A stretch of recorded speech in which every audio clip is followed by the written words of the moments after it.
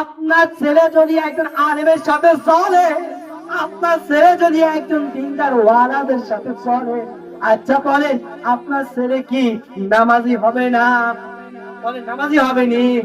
ও আমার মা বোনেরা, 100% আমি বলতে পারবো আপনার ছেলে 100% নামাজি হবে। অবস্থায় মালিকের দিনের দাওয়াত দিবে, মালিকের দিন প্রচার করবে। আচ্ছা বলেন আপনার পরিবারের 10 জন সদস্য, 5 জন সদস্য, 4 জন সদস্য, বলেন এই 4 জন সদস্যর মাধ্যমে কয়জন আছে যে দিন প্রচার করতেছে, যে দিনের খেদমত করতেছে? এমন একটা সময় আসবে আপনি জানেন না, আপনার ছেলেদেরকে নিয়ে, আপনার সন্তানকে নিয়ে, আপনার মেয়েকে নিয়ে ওই ইসলামের কুম্ভেছিরা, ওই ইসলামের শত্রুরা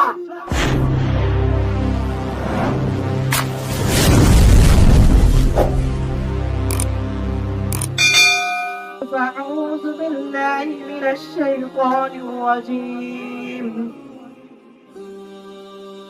بسم الله الرحمن الرحيم والعصر إن الإنسان لفي خسر إلا الذين آمنوا وعملوا الصالحات وتواصوا بالحق وتواصوا بالصبر وقال رسول الله صلى الله عليه وسلم الدنيا سجن المؤمن وجنة الكافر وقال رسول الله صلى الله عليه وسلم حب الدنيا غاسق لخطيئة أو كما قال رسول الله صلى الله عليه وسلم الحمد لله محترم সম্মানিত আমার মা ও বোনেরা,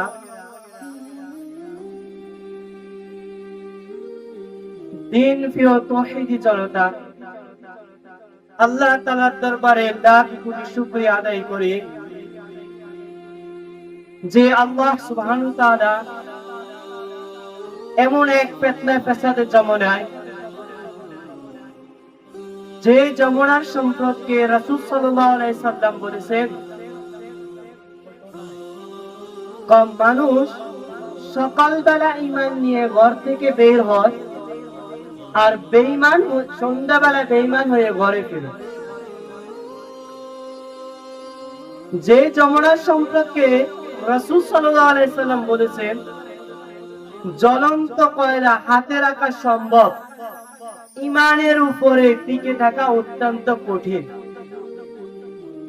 এরকম এক নাজুক সময়ের মাধ্যমে, এরকম এক কঠিন ফিতনার জামানায়, যে জামানার সম্পর্কে রাসূল সাল্লাল্লাহু আলাইহি সাল্লাম বলছেন তাফসীর যেরকম রশি ছিঁড়ে গেলে তাফসীর দানাগুলা, তাফসীর লতা থেকে যেরকম এক একটা একটার পরে একটা জড়তে থাকে, এরকম এক জামানা আসবে যে জামানা একটার পর ফিতনা, একটার পর ফিতনা, একটা এভাবে দুনিয়ার ভিতরে আসতে থাকে। তো আজ আমরা ওইরকম এক ফিতনা জামানার মাধ্যমে, ওরকম এক পরিস্থিতির মাধ্যমে আল্লাহ সুবহানাহু ওয়া তাআলা আমাদেরকে এরকম একটা দ্বীনি মাজমা আয়োজন করার মতো তৌফিক দান করছে। এই জন্য আয়োজন আল্লাহরও শুকরিয়া আদায় করা দরকার। দ্বিতীয় নম্বর, এলাকাবাসীরও এটার জন্য শুকরিয়া আদায় করা দরকার যে আমাদের এলাকায় এরকম মুহূর্তে এরকম একটা দ্বীনি মাজমা কায়েম হবে, দ্বীনি মাজমা কায়েম হয়েছে, একটা দ্বীনি জলসা অনুষ্ঠিত হবে, অনুষ্ঠিত হয়েছে। এটার জন্য এলাকার মানুষেরও শুকরিয়া আদায় করা দরকার। এর পরবর্তী যারা আমরা এখানে মজমায় আসছি তারাও এর চেয়ে আরো বেশি শুকরিয়া আদায় করা দরকার যে আল্লাহ সুবহানাহু ওয়া তাআলা এই এলাকার অসংখ্য বান্দা বান্দি থেকে আল্লাহ সুবহানাহু ওয়া তাআলা আমাদেরকে যাচাই করছে, বাছাই করছে, কষ্টি পাথরের মতন যাচাই করে আল্লাহ তাআলা দ্বীনি মজমার ভিতরে আসার মতো তৌফিক দান করছে। কারণ রাসূল সাল্লাল্লাহু আলাইহি ওয়াসাল্লাম এই মজমার বিষয়ে ওয়াদা করেছেন, যে ব্যক্তি দ্বীনি মজমায় আসে, দ্বীনি মজমায় বসে, দ্বীনি কথা শুনে, দ্বীনি কথার উপরে আমল করে, রাসূল সাল্লাল্লাহু আলাইহি ওয়াসাল্লাম ফরমান ওই মজলিস শেষ হওয়া আগ পর্যন্ত যারা বসবে তাদের জীবনের সমস্ত গুনাহ আমি মাফ করে দিলাম। আল্লাহ সুবহানাহু ওয়া তাআলা আসমানের উপরে ঘোষণা করে, রাসূল সাল্লাল্লাহু আলাইহি ওয়াসাল্লাম বলছে তাদের গুনাহ আল্লাহ তাআলা মাফ করে দেয়। তাই কিরকম ভাবে মাফ করে? ও আমার মা বোনেরা শুনো, আল্লাহ তাআলা এই বান্দা বান্দীদের জন্য কত নেয়ামত রেখেছে, এই বান্দা বান্দীদের জন্য কত দয়াময়, কত গফুর রহিম। আজ আমরা মালিককে ভুলে গেছি।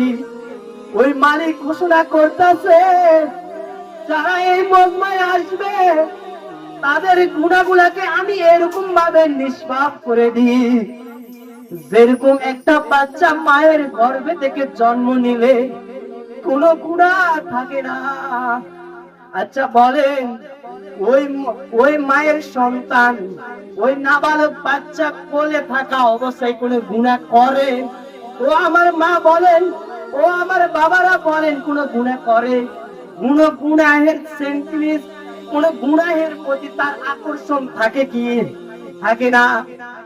আমার মাহবুব, আমার মালিক বলতেছে যে ব্যক্তি এই মজমায় আসবে, এই মজমায় বসবে, এই মজমার ফায়দার কারণে, এই মজমার লাভের কারণে, এই মজমার আসপদ এবং গুরুত্বের কারণে আল্লাহ সুবহানাহু ওয়া তাআলা তার জীবনের সমস্ত গুনাহ মাফ করে দেয়। এরকম ভাবে মাফ করে যেরকম মায়ের গর্ভে থেকে বাচ্চা জন্ম দিলে কোনো গুনাহ থাকে না, কোনো গুনাহ থাকে না। এরকম ভাবে নিষ্পাপ করে এরকম মজমা থেকে তাকে উঠাবে। ও আমার মা বোনেরা, তাহলে আমরা এই মজমায় আসার কারণে দামি হয়েছি, দামি হয়ে গেছি। কিরকম দামি হয়েছি? আজ এই দামটা আমরা চোখে দেখতে পাই না, চোখে দেখতে পাই না, বুঝতে পারি না, কিন্তু অনুভব করেন এটা আপনি লাভবান হয়েছেন, দামি হয়েছেন। দুনিয়ার ভিতরে সর্বশ্রেষ্ঠ মানুষের চাইতে শ্রেষ্ঠতম মানুষ বলতে পারছেন। আমার মা ও বোনেরা, এই মজমায় আসার কারণে প্রত্যেকটা কদমের বিনিময়ে আল্লাহ তাআলা গুনাহ মাফ করে দেয়।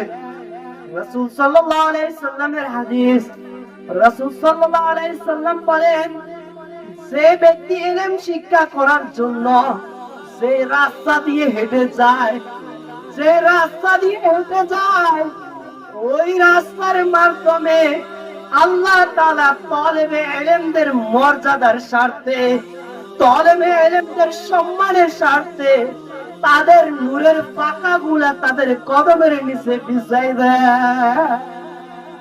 ও আমার মা বোনেরা, যারা এই মজলিসে আসার জন্য কদম দিয়ে দিয়ে হেঁটে হেঁটে আসার জন্য যে রাস্তা দিয়ে আসছে, ওই রাস্তার ধুলাবালি, ওই রাস্তার ধুলাবালি যে অঙ্গে লাগবে, ওই অঙ্গগুলা জাহান্নামের আগুন থাক ধোঁয়া, জাহান্নামের আগুন থাক দূরের কথা, জাহান্নামের ধোঁয়া পর্যন্ত ওই অঙ্গে স্পর্শ করবে না। ও আমার মা বোনেরা, যে এই মজলিসে আসবে, যারা এই মজলিসে আসার জন্য যে রাস্তা দিয়ে হেঁটে আসে, ওই রাস্তা অন্য রাস্তার সাথে গর্ব করতে থাকে। ও দেখ, ও দুনিয়ার জমিনবাসীরা দেখো, আজ আমার উপর দিয়ে এমন এক বান্দি যাইতেছে, যে বান্দি মালিকের সাথে সম্পর্ক করার জন্য, যে মালিকের সাথে সম্পর্ক করার জন্য, যে বান্দি আমার, যে বান্দি রাসূল সাল্লাল্লাহু আলাইহি সাল্লামের ইলম, রাসূল সাল্লাল্লাহু আলাইহি সাল্লামের হাদিস জানার জন্য, আল্লাহর পাকের কোরআনের ইলমকে জানার জন্য আমার উপর দিয়ে হেঁটে যায়, ওই অন্যান্য রাস্তাগুলা দেখো, আজ আমি দামি হয়ে গেছি, আজ আমি শ্রেষ্ঠ হয়ে গেছি, আমার মতো দামি আর জায়গা অন্য কোনো জায়গায় নাই। এই জন্য আমার মা ও বোনদেরকে বলবো, আমরা যারা এই মজমায় আসছি, যারা আসবো, সবাই দামি আর দামি হয়ে গেছি, সবাই দামি আর দামি হয়ে যাব। আমার মুহতারাম মা বোনেরা, তাহলে বলেন আমরা এখানে আসার কারণে লাভবান হইছি না হই নাই? অবশ্যই হইছি, অবশ্যই হইছি। এই জন্য আমরা এখানে আসছি মালিকরে পাওয়ার জন্য, মালিকের কথা শোনার জন্য। মালিকের হাবিব, দো জাহানের বাদশা, সাইয়্যিদুল মুরসালিন হযরত মুহাম্মদ মুস্তাফা সাল্লাল্লাহু আলাইহি সাল্লামের বাণী শোনার জন্য। আল্লাহ এবং তার রাসূলকে মহব্বত করে এই মজমায় আসা, অন্য কোন চাহিদা পুরা করার জন্য নয়। এই জন্য সর্বপ্রথম আমরা নিয়তকে পরিবর্তন করব। আমরা এখানে এসেছি একমাত্র মালিককে সন্তুষ্টি করার জন্য, রাসূলের দ্বীনকে জানার জন্য। এর বাইরে অন্য কোন নিয়ত করব না। অন্য কোন নিয়ত থাকলে ওটা গলত, ওটা বদদিনী। এই জন্য মালিককে সন্তুষ্টি করার জন্যই আসবো। আমার মুহতারাম মা বোনেরা, যদি মালিকের সন্তুষ্টি আসি, মালিকের সন্তুষ্টির কথাগুলো শুনি, যারা বলবো তারাও মালিকের সন্তুষ্টির কথাগুলো যখন বলবে, মালিক আল্লাহ তাআলা এখানে এই মজমাটাকে হেদায়েতের জরিয়া বানাই দিবে। এই মজমাটাকে আল্লাহ তাআলা নূরে নূরান্বিত করে দিবে, এই মজমাটাকে আলোকিত করে দিবে, এই মজমাটাকে দুনিয়ার মানুষের হেদায়েতের জন্য জরিয়া বানাই দিবে। ও আমার মা ও বোনেরা, আমার কথা বুঝবার চেষ্টা করেন। আমি কোন সুরওয়ালা বক্তা না, আমি কোন দামি দামি একজন ওয়াইজ না। আমি দুই চারটা কথা বলবো আপনাদের আমলের জন্য, আপনাদের পরিবর্তন হওয়ার জন্য, আপনাদের চিন্তা চেতনা পরিবর্তন করার জন্য। এই জন্য আপনারা সবাই আমার কথাগুলো একটু ধ্যানের সাথে মনোযোগ সহকারে শুনবেন, আমল করার জন্য চেষ্টা করবেন।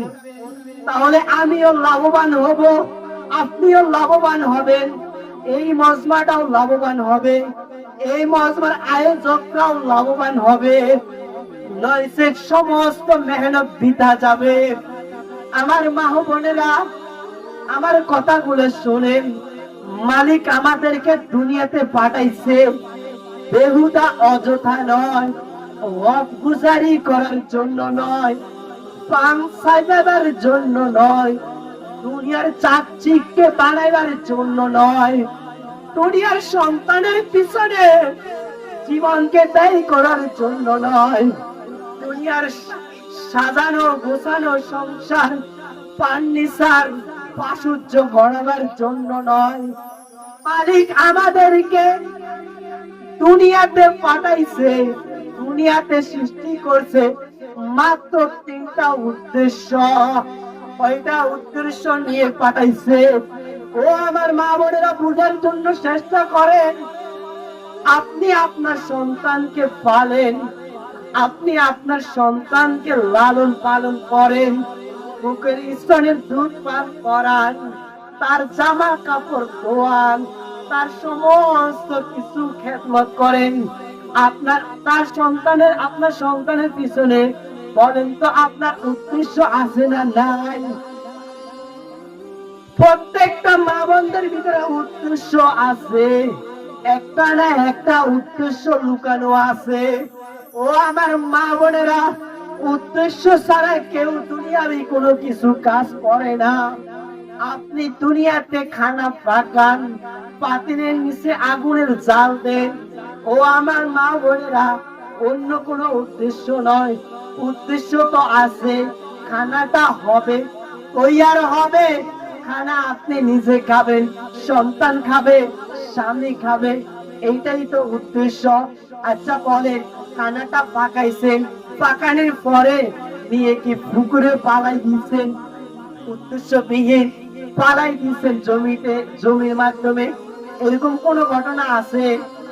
বলেন নাই। উদ্দেশ্য ছিল, যে উদ্দেশ্যটা কি? উদ্দেশ্যটা ছিল খাবে এবং কি খাওয়াবে। ও আমার মহতারাম মা বোনেরা, দুনিয়ার উদ্দেশ্য পুরা করার জন্য আমি আমার সকাল থেকে সন্ধ্যা পর্যন্ত মেহনত করি, করি না? না করি? বলেন করি নাই? অবশ্যই করি। দুনিয়ার জরুরতকে পুরা করার জন্য, দুনিয়ার উদ্দেশ্য পুরা করার জন্য সকাল থেকে সন্ধ্যা পর্যন্ত মেহনত করি। ও আমার মহতারাম মা বোনেরা, তাহলে আমার ভিতরে একটা উদ্দেশ্য থাকে, উদ্দেশ্য থাকার কারণে আমি কাজ করি। তাহলে বলেন, আমার মালিক, আপনার মালিক তো যা আল্লাহ, যিনি এই আসমান জমিন সৃষ্টি করছে বিনা উদ্দেশ্যে, আমাকে সৃষ্টি করছে বিনা উদ্দেশ্যে। বলেন, আপনাকে কি উদ্দেশ্য ছাড়া সৃষ্টি করেছে? বলেন, উদ্দেশ্য আছে না নাই? অবশ্যই উদ্দেশ্য আছে। মালিক আমাদেরকে তিনটা উদ্দেশ্য সৃষ্টি করেছে। এক নাম্বার, মালিক বলে, ওয়ামা খালাকুল জিন্না ওয়াল ইনসা ইল্লা লিয়াবুদুন।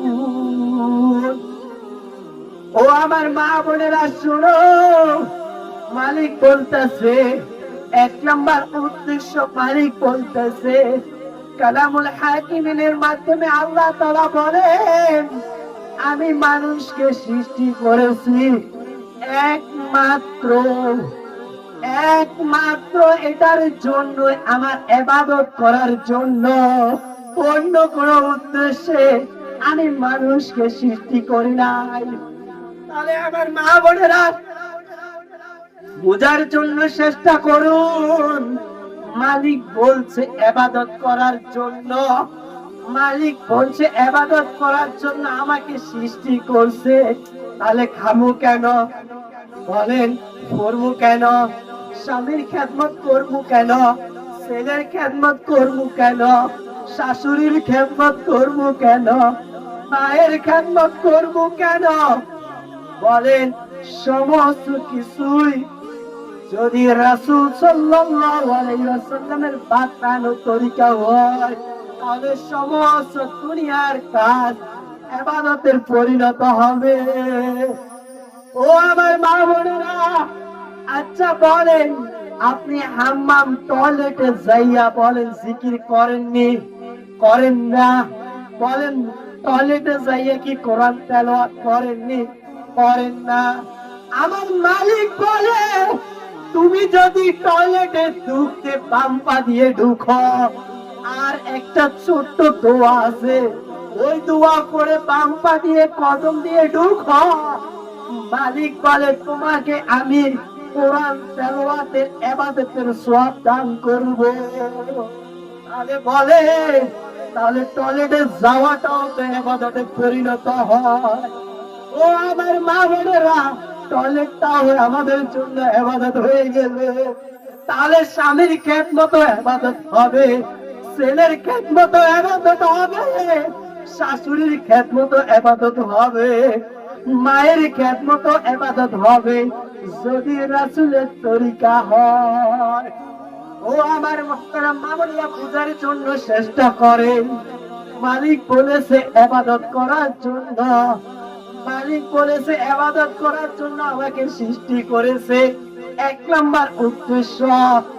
দ্বিতীয় নাম্বার উদ্দেশ্য হলো, আল্লাহ সুবহানাহু ওয়া তাআলা বলেন, আল্লাহ সুবহানাহু ওয়া তাআলা বলেন আকিমুদ্দিন, দুনিয়ার জমিনের ভিতর আমার দিনকে প্রতিষ্ঠা করার জন্য আমি মানুষকে সৃষ্টি করেছি। আচ্ছা এখানে আসেন, আমি আমার দিনের ভিতরে, আমি আমার নিজের ভিতরে চিন্তা করে আল্লাহ বলছে মানুষ সৃষ্টি করার জন্য। আল্লাহ মানুষ সৃষ্টি করেছে তার দিনকে দুনিয়ার ভিতরে প্রতিষ্ঠা করার জন্য। তাহলে আপনি বলেন মালিকের উদ্দেশ্য কি পুরা করলেন? দিনকে দুনিয়ার ভিতরে প্রতিষ্ঠা করার জন্য আপনি কতটুকু ফিকির করলেন? বলেন না করছেন? একদিন কি গেছেন আপনার পার্শ্ববর্তী বোনকে বোঝাবার জন্য, ও বোন তুমি বেপরদা চলো না, বেপরদা চললে জাহান্নামী হয়। বলেন গেছেন নি? যান নাই। তাহলে বলেন আপনি দিনের জন্য কতটুকু মেহনত করছেন? নিজের সন্তানকে দিয়ে একটু দিনের খেদমত করবেন, সেটাও সম্ভব হয় না।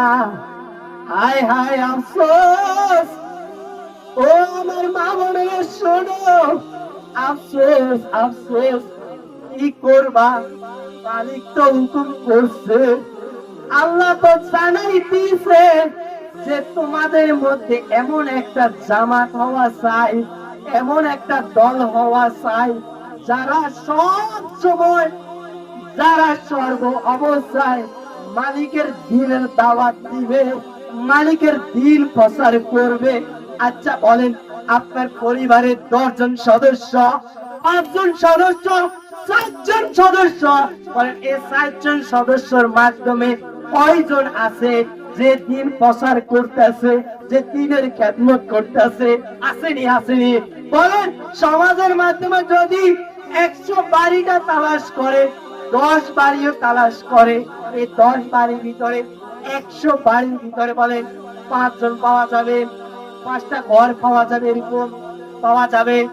পাওয়া যাবে বললো দুষ্কর হয়ে যাবে, পাওয়া যাওয়া সম্ভব নয়, কষ্টকর হয়ে গেছে।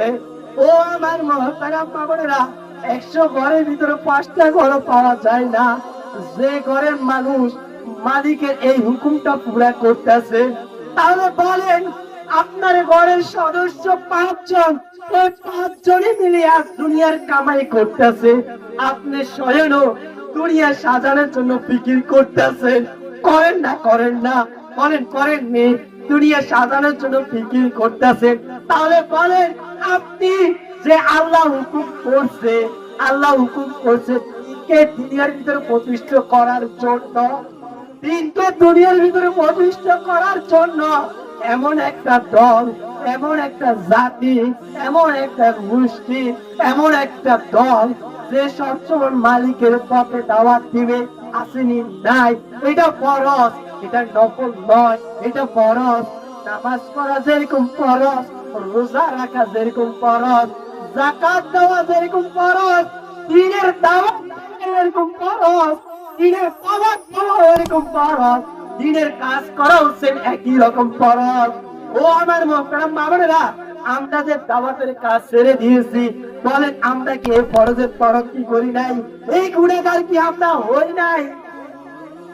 হ্যাঁ, আফসোস নিজে তো করতে পারি না, নিজের ছেলেদেরকে বানাই নাই, নিজের ছেলেদেরকে মাদ্রাসায় পাঠাই নাই, আলেম তো বানাই নাই, আলেম তো বানাই নাই, আলেমের সহযোগিতা বানাই নাই। আজ যদি আমাদের সমাজ এমন হয়ে গেছে, ও আমার মা বোনেরা, আপনার ছেলে একজন রাজনীতিবিদের সাথে, একজন অসৎ রাজনীতির সাথে, দলীয় রাজনীতির সাথে যাইয়া জান দিতে পারে। ও আমার মা বোনেরা, আপনার ছেলে অসৎ রাজনীতির জন্য যাইয়া রক্ত দেয়, দেয় না? না দেয়? ও আমার মা বোনেরা, সেটার জন্য কোনো বাধা নাই, কিন্তু আফসোস আর ব্যথা, আপনার ছেলে যখন একটা আলেমের সাথে সম্পর্ক রাখে, একজন দিনদার ওয়ালার সাথে সম্পর্ক রাখে, আপনার কাছে এটা সহ্য হয় না। আপনি বলেন, না জানি আপনার সন্তান জঙ্গি হয়েছে কিনা, আপনার সন্তান না জানি অন্য দলে যায় কিনা। ও আমার মা বোনেরা, আপনি এটার ভয় পাচ্ছেন, আপনি এটার ভয় পাচ্ছেন। এই ভয় পাওয়াটা তো আপনার জন্য বোকামি। আপনি তো ওখানে ভয় পাওয়ার দরকার ছিল। ওখানে তো আপনার সন্তানকে লাঠি দিয়ে আঘাত করে ওখান থেকে ফিরে নিয়ে আসা আপনার জন্য জরুরি ছিল, আপনার জন্য ফরজ ছিল, আপনার জন্য ফরজ ছিল যে তাদেরকে ওই অসৎ রাজনীতি থেকে ফিরাই নিয়ে আসা, একটা দিনী পরিবেশের সাথে তাদেরকে সম্পর্ক করাই দেওয়া। এই জন্য আমার মা বোনেরা, আমার কথা বুঝবার জন্য চেষ্টা করেন, কেউ খারাপ দিবেন না।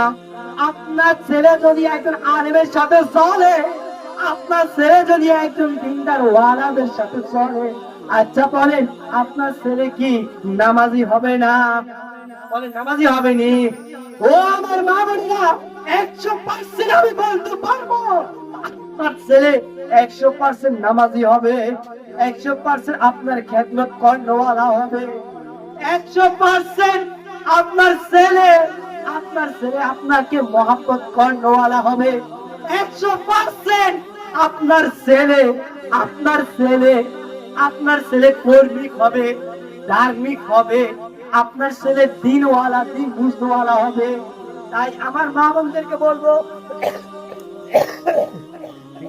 আমরা অবশ্যই আমরা অবশ্যই আমরা অবশ্যই আমাদের মা বোনদেরকে বলবো, আপনার সন্তানদেরকে সহি পথে চালবার জন্য, সহি পথে চলাবার জন্য এটা জিম্মাদারি আপনার। আপনি তাকে কোশিশ করুন, তবলিগে পাঠাই দিন, চিল্লা পাঠাই দিন। আমি বলতে পারবো, সে যদি চিল্লা লাগাই আসে আপনার দিকে, এই কথা তো বলবে না, তুই মা কতক্ষণ আইসত, এই কথা তো বলবে না। ও আমার মা বোনেরা, এই কথা তো বলবে না, বলবেনি? বলেন না, বলবে না, বলবে না। এই জন্য আমি মা বোনদেরকে বলবো, আপনার সন্তানদেরকে দিনওয়ালাদের সাথে সম্পর্ক করার, নয়সে এমন একটা সময় আসছে, ও আমার মা বোনেরা, এমন একটা সময় আসছে আপনি জানেন না। আপনার ছেলেদেরকে নিয়ে, আপনার সন্তানকে নিয়ে, আপনার মেয়েকে নিয়ে ওই বিধর্মীরা, ওই জালেমরা, ওই ইসলামের বিদ্বেষীরা, ওই ইসলামের শত্রুরা কি ষড়যন্ত্র জাল বিছাই রাখছে আপনি চিন্তা করতে পারবেন না। আপনার সন্তানকে ইসলাম বিদ্বেষী বানাচ্ছে, আপনার সন্তানকে ধর্মীয় বিদ্বেষী বানাচ্ছে, আপনার সন্তানকে ইসলাম বিদ্বেষী বানাচ্ছে, ধর্মীয় বিদ্বেষী বানাচ্ছে, কোরআন হাদিসের বিদ্বেষী বানাচ্ছে, আল্লাহর দুশমন বানাচ্ছে তারা। এই জন্য আমি মা বোনদেরকে বলবো, আপনার সন্তানকে বাঁচান, পায়ে ধরুন, হাত ধরুন, আপনার সন্তানকে বাঁচান, আপনার সন্তানদেরকে বাঁচান।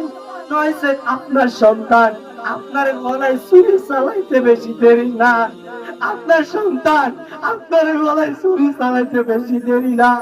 ও আমার মা বোনেরা, বুঝবার জন্য চেষ্টা করেন, আপনার সন্তান আপনার অবাধ্য হতে দেরি নাই, আপনার সন্তান আপনার আপনার দিকে চোখ তুলে তাকাই বলতে দেরি হবে না, আপনার অবাধ্য হতে দেরি হবে না। এই জন্য বলছি, আপনার সন্তানদেরকে ফিরান, দিনওয়ালাদের সাথে সম্পর্ক করান, দিনওয়ালাদের সাথে সম্পর্ক করান। করবেন তো ইনশাআল্লাহ? আমি 2-4টা মেসেজ দিয়ে আমার আলোচনা শেষ